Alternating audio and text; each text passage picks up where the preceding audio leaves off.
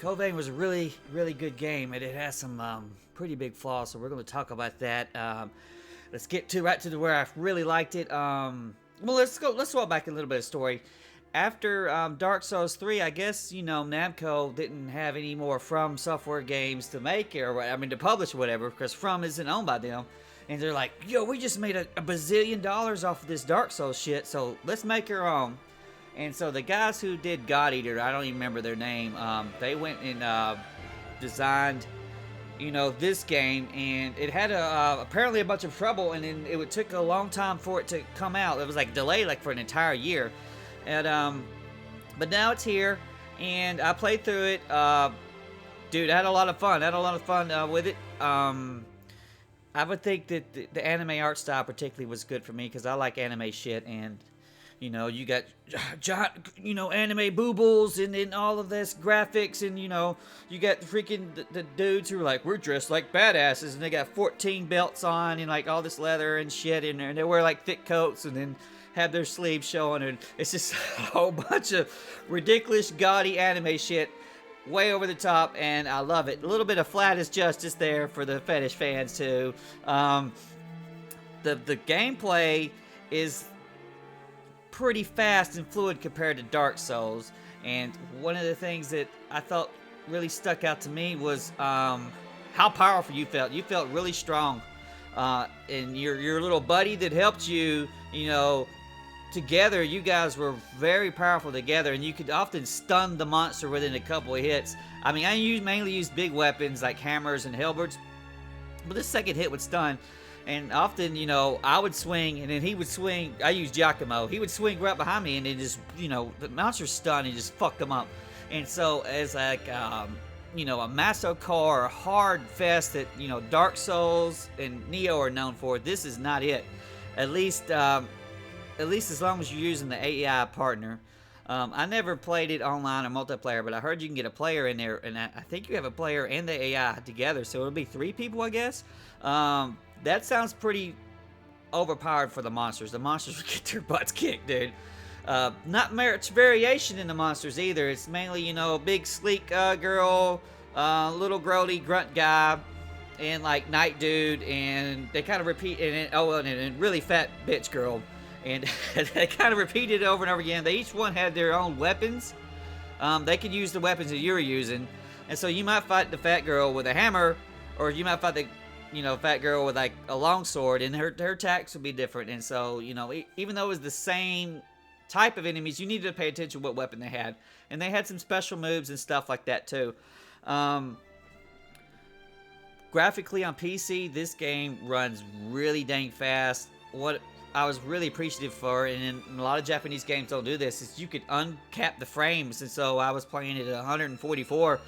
Dude, it was liquid. It was real liquid compared to Bloodborne, with its dang frame pacing issues and 30 frames and all of that crap, or even Neo, because I played that on PS4, which you could play in performance mode or whatever.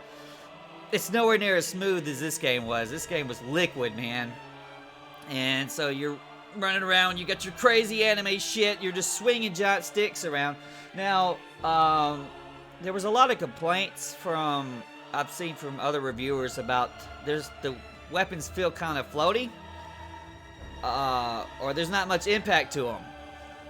I use mainly big weapons, so I didn't really have that problem, but I think I can describe what they're talking about. There's not much physics or interacting with the game, and so when you walk up and you swing a giant big dumb thing it's like a rock, it's like a little stick or something, because you're a badass vampire, of course you're strong, and the enemy doesn't even flinch. I can understand what they're talking about there.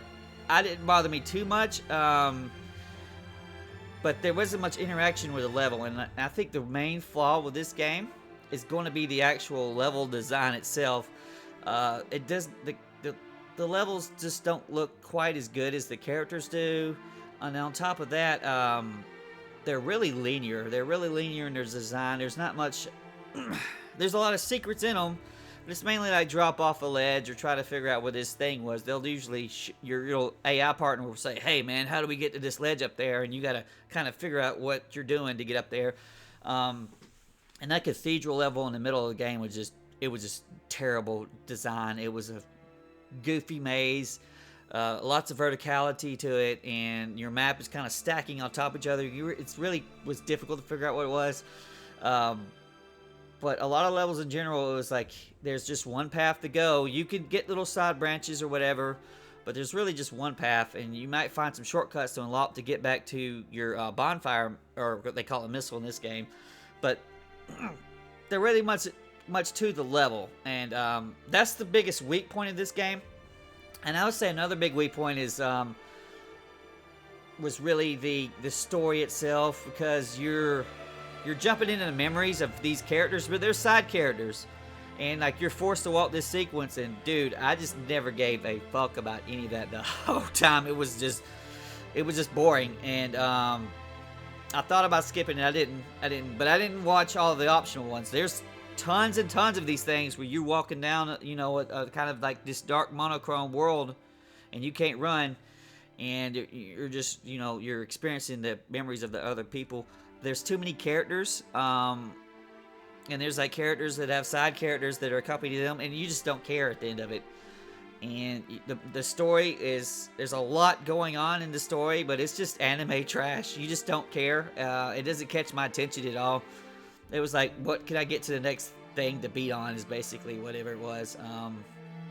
So all of this style and art design and this world design didn't do anything for me. And even in games like Dark Souls or Bloodborne, where I didn't really understand what was going on for the story, I was still captivated about what was there, even though I didn't get it all. You're not supposed to get it all until, like, I guess you read the Dark Souls wiki.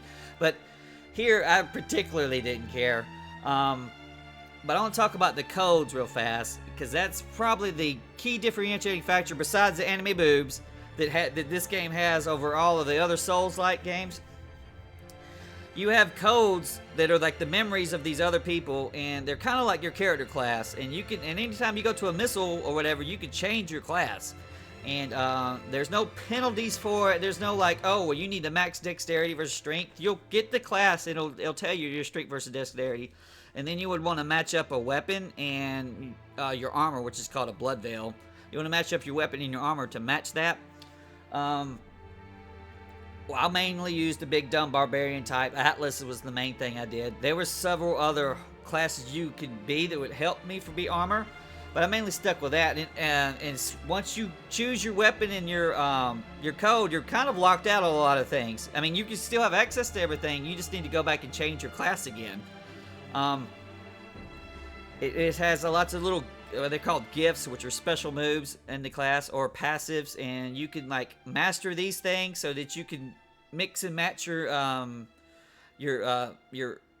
passives and your gifts from different classes and get them back and forth to make your kind of your own thing. And that's really cool, and I could see people just losing their minds carefully searching the whole level to get all of the vestige things, the code points, whatever, that max out their codes, and then, you know, have a whole variety of weapons. And there's not too much penalties as far as your weapon selection, because, you know, you upgrade your stuff by getting materials, just like the way Dark Souls does. And as you go to new areas, new tiers of materials open up. But there was enough materials that if you wanted to max several things, you could. And so I really like that. But I mainly stuck to, you know, big dumb barbarian. I love to play that kind of this games, but I've heard people run casters and stuff like that, and you could also mix up your you match your AI partner. So if you're a caster, you might want, you know, somebody like Yakumo, who's going to be more offensive and draw the Argo from the enemy. But if you're a barbarian, maybe you want to use Io to just cast a bunch of spells and buff you up. And there was a lot of things that you could do. You work together. You would try to, if they got in real trouble, you could heal them, or if you actually got killed, they can sometimes revive you with their points if they had any left. And that all worked together. But the linearity, I think, holds it back, and I think the story just being a trash fire also holds it back. It was pretty easy because your AI partner is so helpful. For most bosses, it was, you know, as soon as I got to them, I didn't have to fight them more than once. There was only a couple where I had to continue, and I think it was only like the big fire dude, and like the little ice princess with the big boobies and the sword that I had to fight more than once. That was a pretty good fight. So I don't even remember because I just stomped through them. I don't even remember most of the fights I fought. The enemy would argo against me or whatever, and I would be trying to get a potion or whatever to get my stamina back. So I'd be out of range, and it's like running towards me or shooting at me, and then Yakumo's just annihilating it. When the enemy got on Yakumo, I tried to get in there to try to get him off of it because I knew that if Yakumo died, I would be in trouble because then all of the attacks and stuff would come towards you, and you would lose a bunch of damage. So, let's get right to the review. Brian loves Soul Likes. He loved the combat in this game. It wasn't too complicated, but there was a lot of stuff that you could do there. A lot of stuff you could do with the you get your Ichor mana. You get it back as you attack the enemies, and you could continuously use abilities. They would be on little cooldowns. And he loved to be able to switch through the codes and stuff like that. But Big Kitty wasn't happy with the level design, and she thought that story was just the shitballs. And you know, we just wanted to press start. I had to tell Big Kitty, no, we're not going to press start. We're not going to skip the cutscene. We're going to, you know, experience the story, even though it's just fucking rolling over my face and I don't even care. So, we're only going to give this game one paw up. If you're interested in or but intimidated by Dark Souls, maybe this is one you could pick up and play. You know, get it like when it's like 50% off, $30 or whatever. If you're just a big Dark Souls fan in general, just go ahead and get it. It's not going to be hard, unless you would have to make it hard. You'd have to play with without a partner or whatever, or you know, limit your gear or whatever you might have to do to add some challenge to it. But so, you know, I like this, and I'm hoping for another one that, you know, fix the flaws that this one had. But it's not too bad at all, and you should give it a run.